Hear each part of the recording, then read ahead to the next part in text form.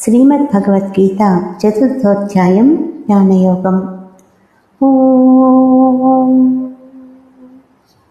శ్రీకృష్ణ పరబ్రహ్మణే నమః.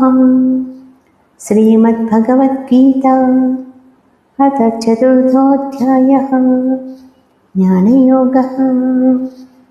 శ్రీభగవానువాచ ఇమం వివస్వతే యోగం ప్రోక్తవానహమవ్యయం వివస్వాన్మనవే ప్రాహ మనురిక్ష్వాకమే బ్రవీత్.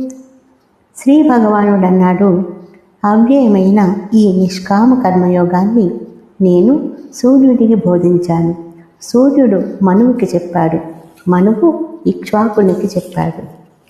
ఏవం పరంపరా ప్రాప్తం ఇమం రాజర్షయో విదుః సకాలే నేహ మహతా యోగో నష్టః పరంతప. ఇలా పరంపరగా ప్రాప్తమైన కర్మయోగాన్ని రాజర్షులు ఎరుగుదురు. ఓ పరంతప, కాలగతిలో ఈ గొప్ప యోగం ఈ లోకంలో నశించిపోయింది. సయేవాయం మయా తేత్య యోగః ప్రోక్తః సనాతనః భక్తోసి మే సఖా చేతి రహస్యం హ్యేతదుత్తమం. ఆ సనాతనమైన యోగాన్ని నా భక్తుడు స్నేహితుడు అయిన నీకు ఇప్పుడు బోధించాను.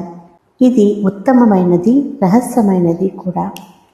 అర్జునోవాచ అపరం భవతో జన్మ పరం జన్మ వివస్వతః కథమేతద్విజానీయాం త్వమాదౌ ప్రోక్తవానితి.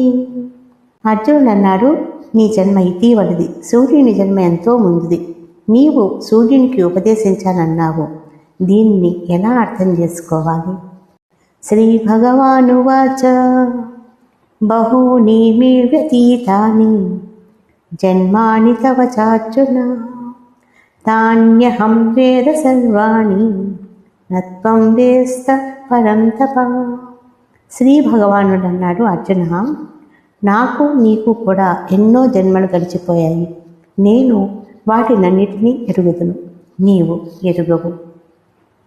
అజోపి సన్నవ్యయాత్మా భూతానామీశ్వరోపి సన్ ప్రకృతిం స్వామధిష్ఠాయ సంభవామ్యాత్మమాయయా.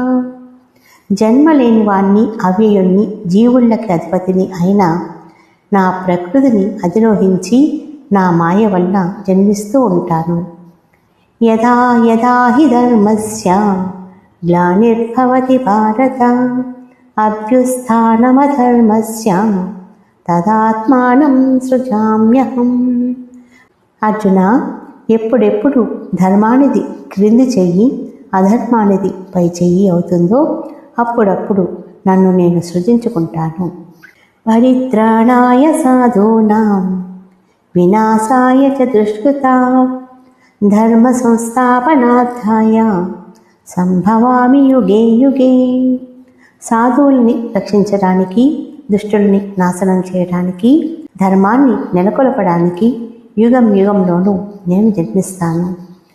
జన్మ కర్మ చ మే దివ్యం ఏవం యో వేత్తి తత్వతః త్యక్త్వా దేహం పునర్జన్మ నైతి మామేతి సోర్జున.